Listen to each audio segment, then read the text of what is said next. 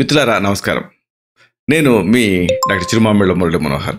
ఈ వీడియోలో చాలా ముఖ్యమైన విషయాన్ని మనం తెలుసుకోబోతున్నాం. యువతీ యువకులైన తల్లిదండ్రులకి తమ బిడ్డకి తల్లిపాలు ఎప్పుడు ఎలా మాన్పించాలి అనేది తెలియటం లేదు. దీని గురించినటువంటి సమాచారం తెలుసుకుందాం.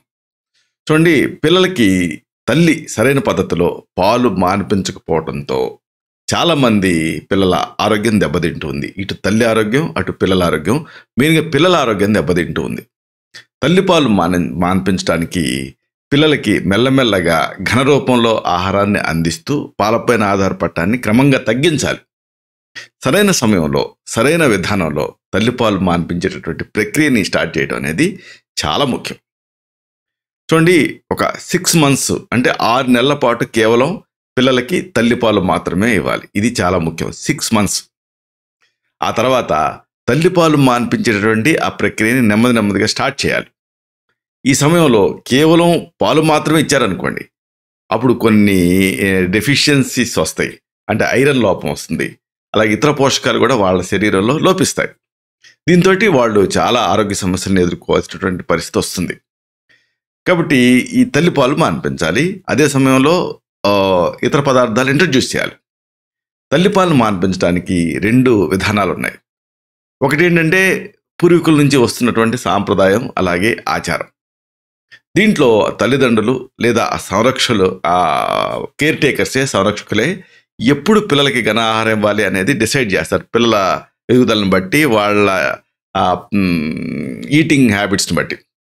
ఈ విధానంలో లిక్విడ్ డైట్ లేదా మెత్తగా ఉండేటువంటి ఆహారాన్ని పిల్లలకి స్పూన్తో కానీ చేతితో కానీ గోరుముద్దల్లాగా తినిపిస్తూ ఉంటారు. ఈ విధానాన్ని పేరెంట్ లెడ్ వీనింగ్ అంటారు వైద్య పరిభాషలో. తల్లిపాలను మాన్పించేటువంటి ప్రక్రియలో మరొక విధానం ఏమిటి అంటే బేబీ లెడ్ వీనింగ్. ఇది 2000 సంవత్సరం టైంలో స్టార్ట్ అయింది ఈ టైప్ ఆఫ్ విధానం.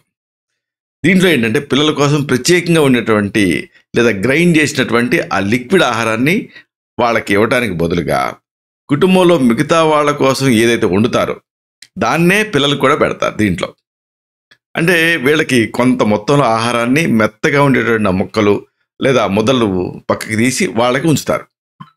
తర్వాత పిల్లలు వాళ్ళ చేతులతోటి వాళ్లే తినేలాగా చేయటం దీంట్లో ప్రత్యేకత.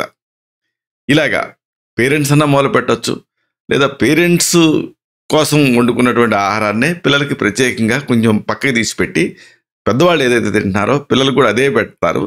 అదే పిల్లల చేత తినేలాగా ఎంకరేజ్ చేయించడం ఇది ఒక పద్ధతి. దీనివల్ల ఏంటంటే త్వరగా వాళ్ళ ఆహారం వాళ్ళు తినగలుగుతారు.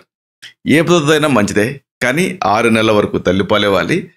ఆ తర్వాత ఘనాహారాన్ని ఇంట్రడ్యూస్ చేయాలి. లేకపోతే ఏమవుతుందంటే తల్లిపాలే ఇస్తూ ఉంటే లేదా అచ్చం పాలే ఇస్తూ ఉంటే వాళ్ళకి ఐరన్ డెఫిషియన్సీస్ లాంటివి ఇబ్బంది పెట్టేటట్టు అవకాశం ఉంటుంది. ఇలాంటి మరిన్ని ఇన్ఫర్మేటివ్ వీడియోస్ కోసం ఈ ఛానల్ సబ్స్క్రైబ్ చేసుకోండి. అలాగే ఈ వీడియోలో అప్లోడ్ అవడంతో ఆ విషయం మీకు తెలియడం కోసం బెల్ బటన్ క్లిక్ చేయండి. అన్నిటికంటే ముఖ్యంగా ఇలాంటి అద్భుతమైన చక్కని విషయాలు 10 మందికి ఉపయోగపడటం కోసం ఈ వీడియో తాలూకు లింక్ని మీ సర్కిల్స్తో షేర్ చేసుకోండి. శతం జీవ శరదో వర్ధమానః. శతం హేమంతాన్ శతం వసంతాన్. 100 శరత్తులు, 100 హేమంతాలు, 100 వసంతాలు వర్ధిల్లుతూ జీవించండి. Stay healthy, stay happy, be positive, keep smiling, stay safe. Love you all. శుభం.